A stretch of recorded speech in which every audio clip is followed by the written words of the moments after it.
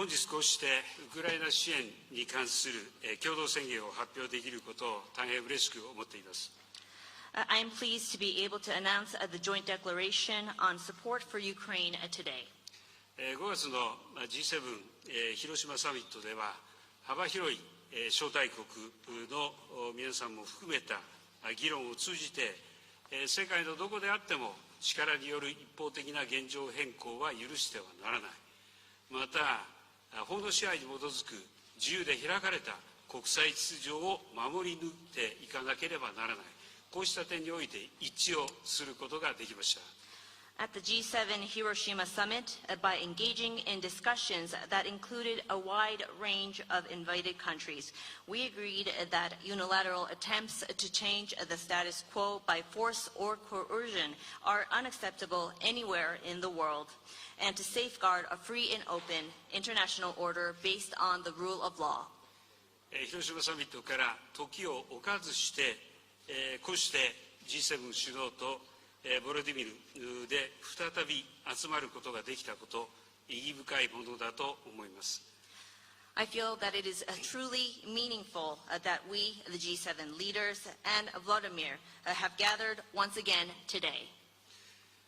今後、ウクライナ支援という考え方を共有するいかなる国にもこの宣言は開かれています。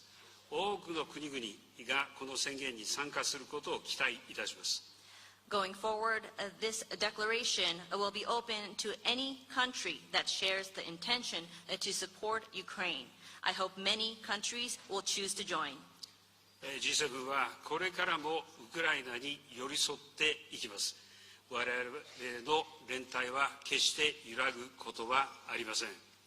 The G7 will continue to stand by Ukraine. Our solidarity will never waver.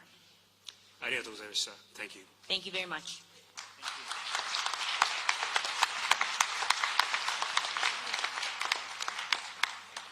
Let me start off by saying something I hadn't planned on saying. You know, I think there are very few people in Europe or in continental United States and the North American continent that thought this man would stand up and come to the aid and assistance of Ukraine. He increased his military budget. He stepped up Japan,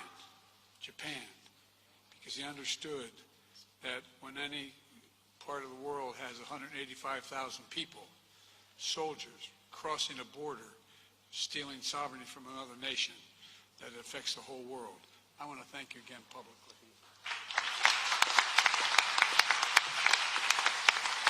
We just concluded the first meeting of the NATO-Ukraine Council, and all our allies agreed Ukraine's future lies in NATO. That's not a surprise to any of us, I don't think. I hope it's not a surprise to you, Mr. President. Allies all agreed to lift the requirements for membership action plan for Ukraine and to create a path to NATO membership while Ukraine continues to make progress on necessary reforms. But we're not waiting for that process to be finished to make the long-term commitments that we're making to Ukraine's security. Vladimir and I shouldn't be so familiar. Mr. Zelinsky and I talked about the kind of guarantees we could make in the meantime when I was in Ukraine and when we met in other places. And so today, the long-term commitments we're making are backed up by the notion that in the meantime, we're going to provide security to Ukraine for its needs and against any aggression that may occur. Today, the members of the G7 are launching a joint declaration of support for Ukraine to make it clear that our support will last long into the future.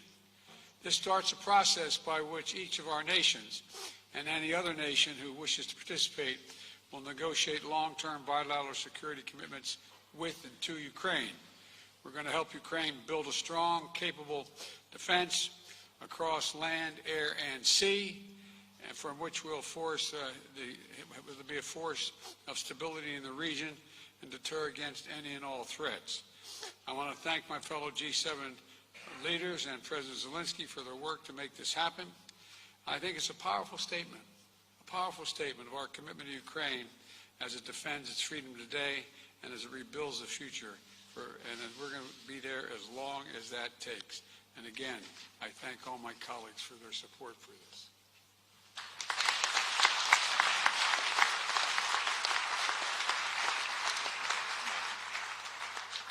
Thank you very much, Mr. President, President Biden, Prime Minister Kishida, Chancellor, see you, Chancellor Scholz, Prime Minister Sunak, President Macron, Prime Minister Trudeau, Prime Minister Meloni, President Michel, President von der Leyen. Great honor to be here. The outcome of the NATO summit in Vilnius is very much needed and meaningful success for Ukraine.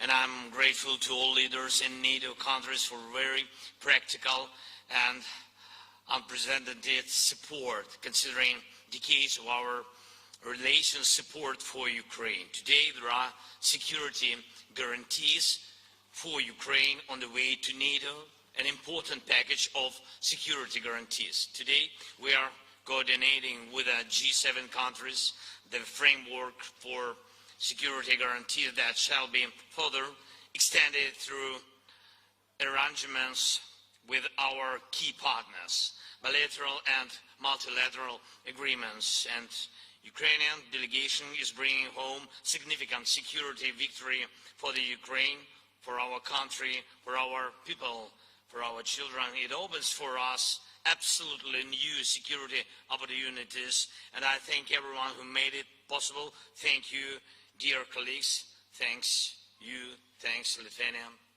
and Jens Stoltenberg. Thank you very much. Slava Ukraini. This concludes the speaking program. Please remain seated for the